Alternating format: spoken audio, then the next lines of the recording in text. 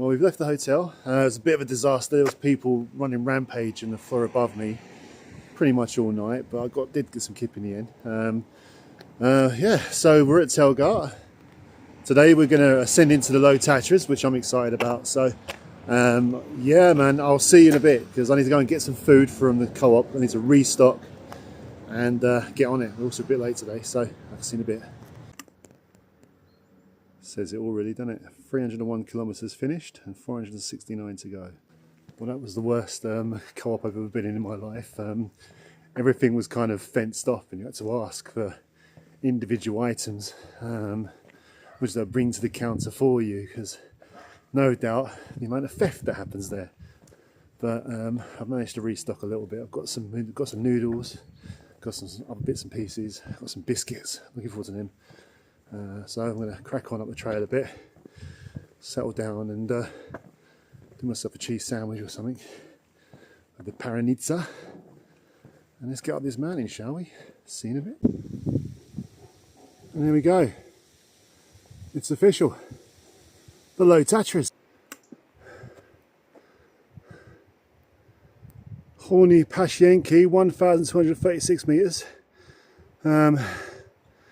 2 hours, 5 minutes to Kralova Hola. Let's go. Up here.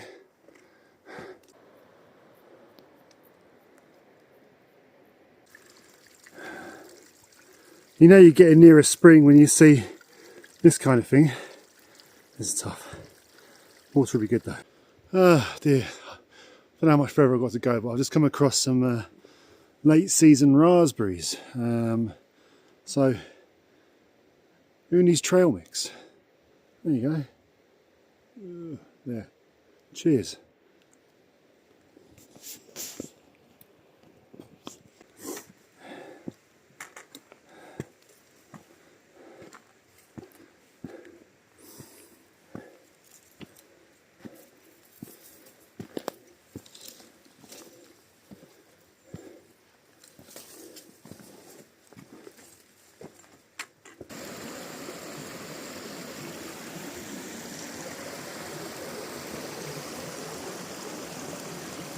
Look at that, you cannot beat a mountain stream.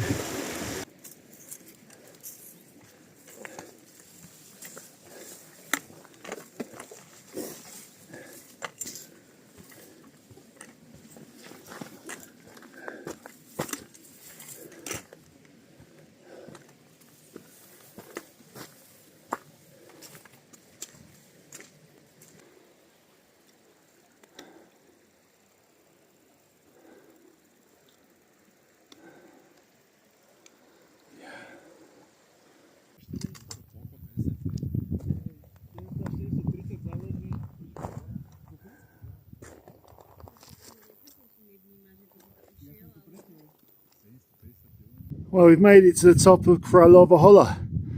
What a climb! Oh my god!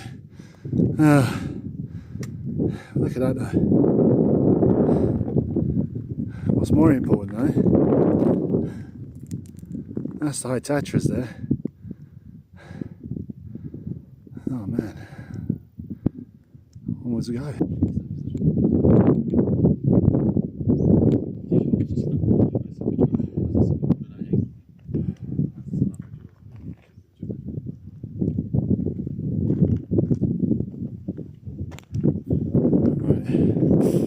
Ciao, Che. Oh man, I'd love to fly my drone and get some really good stuff, but it's so windy.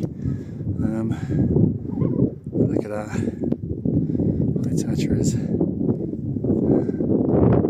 That's the way I came. So yeah, welcome to the top of the world. Just been chatting to some more people who wish me luck and so on, asking what I'm doing.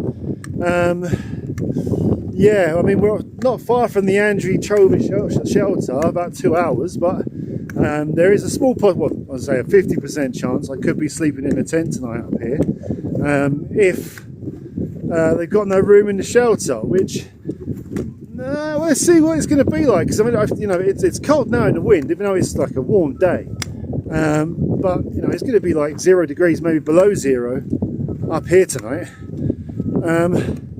So yeah, Let's see what happens. Hopefully they got a bed for me. I mean, I don't mind. I can keep outside, but I'd like to stay inside. But beer and food awaits. I'll see you soon.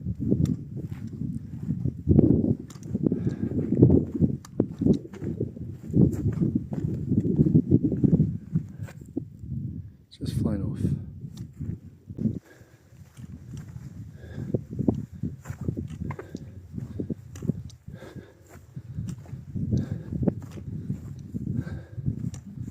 Look at that. Wow.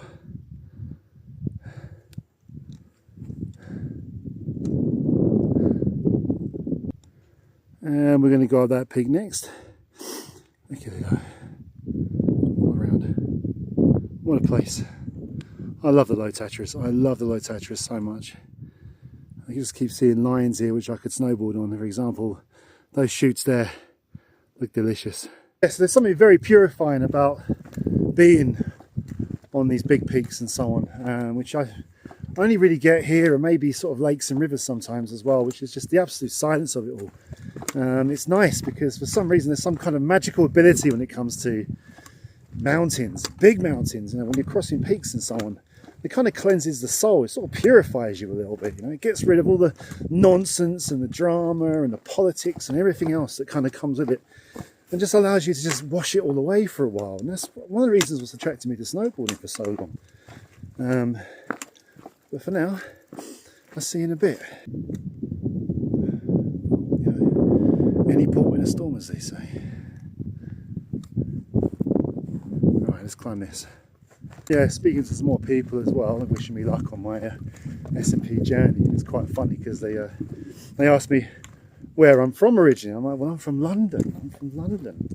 It's like one of the girls pipes up and she goes, so what are you doing here? And it's like, well, I mean, look around you. I mean, look at that. Look at that. You know, mountains. I said to him, you don't get this in London. You don't get these kind of mountains and wildlife and nature in London.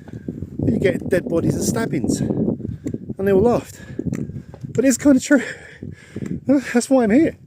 I love it. Oh, we're more or less up the top of that hill now. That was tough. Not as bad as earlier though. That was a killer. But yeah, still loving it, man. Still loving it. It's great. I love it. Speaking of, so you'll occasionally see these up here as well. This isn't the only place this happens, but the idea being is that if you get caught in a storm, you can pitch your shelter for the night, like your tent, and the rocks offer a bit of protection from wind and so on. So you get yourself a fire going or whatever, cook some food, and hunker down if it's a bit too wild. But luckily for me today, yeah, it's a nice day. We're okay.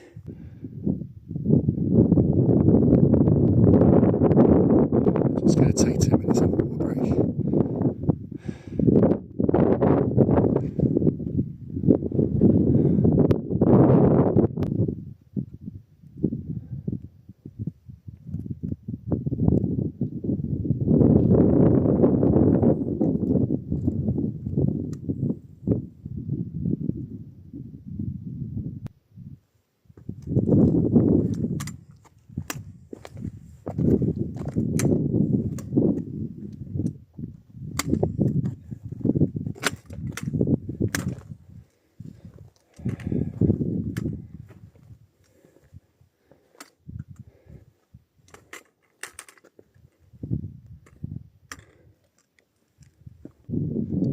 We're starting to leave the Krivan and that part of the higher Tatras behind now. Getting closer and closer to where we need to be. So let's go, shall we?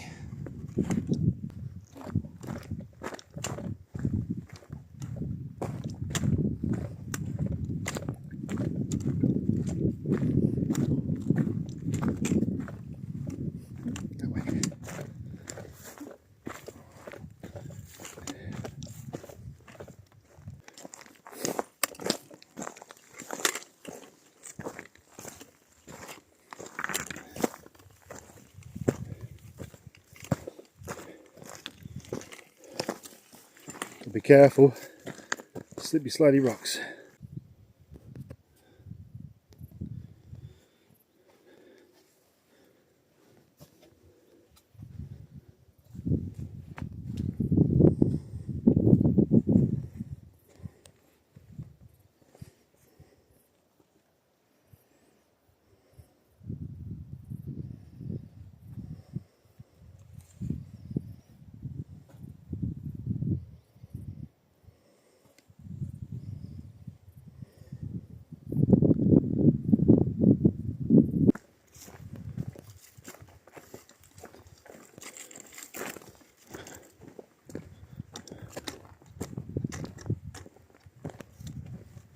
Almost there.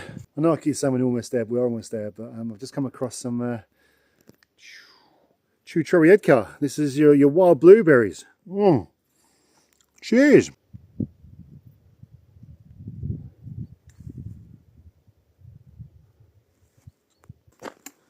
And here we go, the old Tuna Angelova. Just up here.